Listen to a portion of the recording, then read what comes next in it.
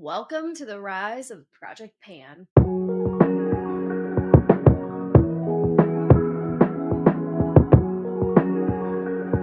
Project Pan is a beauty community challenge where individuals set a goal to completely use up or pan a specific selection of their makeup or skincare products, encouraging mindful consumption by finishing products they already own before buying new ones. Project Pan really became mainstream in like the fall of 2024. I started seeing it all over my For You page, and I felt like I was late to the trend. It was mostly young women who were sharing the progress that they've made on using up beauty products that probably weren't their favorites, but have been sitting in their makeup bags for way too long at that point. A lot of times, these women were sharing their progress updates as a way to hold themselves accountable to actually using their stuff they already own and generally consuming less stuff. But I think this started with the rise of things like underconsumption core, which really hit its peak in July of 2024. I even think you could argue that this interest in just generally having less stuff started with the de-influencing trend, which hit its viral moment back in January of 2024. And really, we've seen similar trends like this throughout the years with things like anti-hauls and even documentaries like the Buy Now one that talks about just the sheer amount of stuff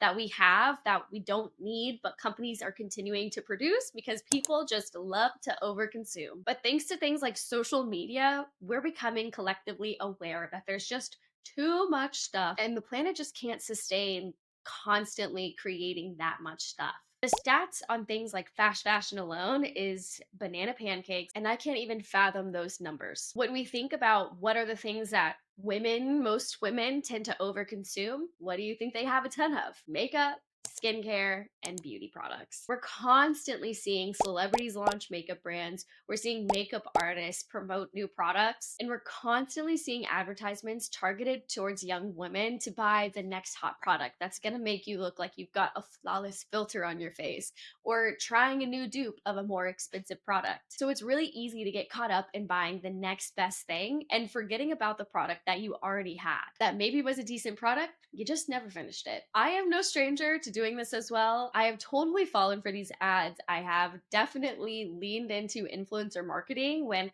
I've been on the hunt for something new or feel like I'm ready to try a new product. I think a good example is the e.l.f. Halo Glow foundation. I bought that because I was seeing a lot of viral videos about people who really love the product. I'm actually wearing it right now because the product has made its way into my project pan. I got it and I don't like it. I don't think that the hype around it was really anything that special.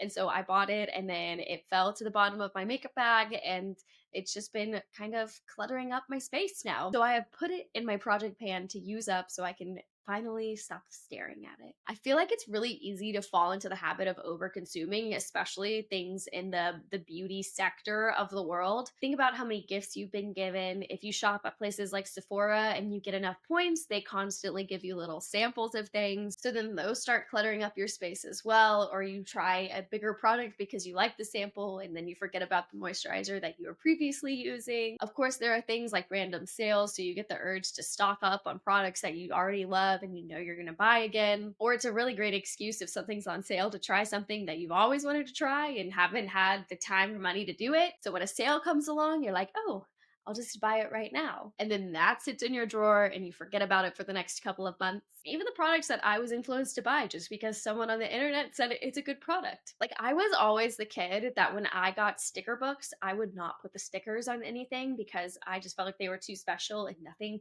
felt good enough to put the sticker on. I feel that is translated into other products in my life, one of those things being makeup.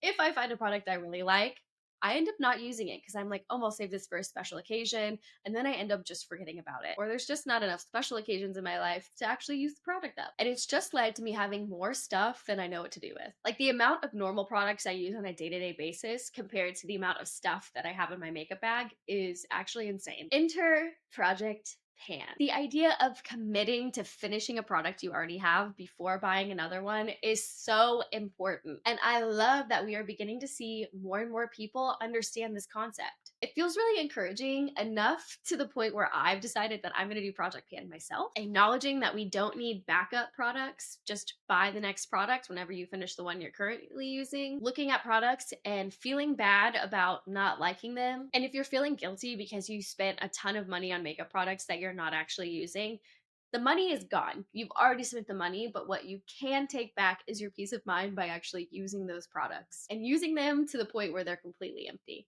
Now, if you are going through your beauty items and you personally feel like, I actually hate this product, I'm never going to use it. If it's a perfume and you hate the smell of the perfume, I think it's totally fine to gift it. Check with your other friends. There's probably a product they feel similarly about, and you can do a little tradesy. So take advantage of the fact that this is a universal experience for most women. Okay, I want to take this time to watch a couple Project Pan videos together just as examples of what this could look like for you.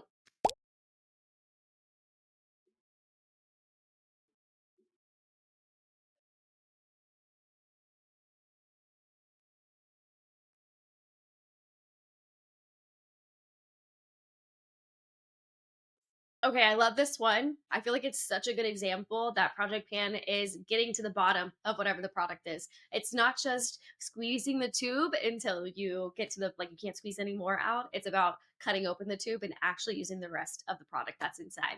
I love that. It's so easy to forget that there's actually additional products that you just can't physically see. If you just open up the tube, there's actually probably 3 more uses inside the tube. Okay, next one. I finished up this fragrance spray. Very, very happy to have this out of my collection. Finished this Huda Beauty loose setting powder in the shade Cupcake. I cut the netting so I can get every little last bit of all my little sample packets. I'll rapid fire which ones I liked, which ones I didn't. I don't like pore filling primers. I did not like this. It made my hair really oily the next day. I didn't hate this, but I would not repurchase like the full size. I loved this hair mask. My hair was soft for like a week after I used it. Once I get through all my hair masks, I will definitely consider purchasing this. Okay, I love this. This is a great way to hold yourself accountable and also have fun with using up your products. Giving a true review. Once it's empty, I feel like then I trust you if you like that product. All too often, we see influencers that use the product once or twice and then they review it. And I don't feel like those are true reviews. I feel like you got to use the whole thing to really give a good, true, honest review. Think about all the little samples things that we get from random things. Like, remember when magazines were popular? I feel like I don't see this as much anymore, but they used to put samples in the magazine to try things. But now we get them and just, when you're out shopping out and about. So easy to collect the samples, never actually use them. It's such a great way to use Project Pan as a way to kind of get rid of the samples, actually test them out and see if they are products that you feel like you would buy the bigger version of.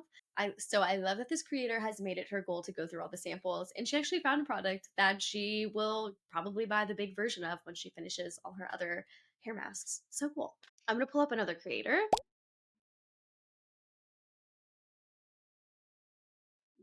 I feel like this is a great reminder that your Project Pan doesn't have to be products you don't like. It's just products that you're committed to finishing up. She hasn't said anything bad about them, right? Like, she likes these products. They've just been collecting dust because she's been trying out a lot of new ones as well. So I think that's a good reminder that they don't have to be products you don't like. They can just be products that you love and you want to finish up.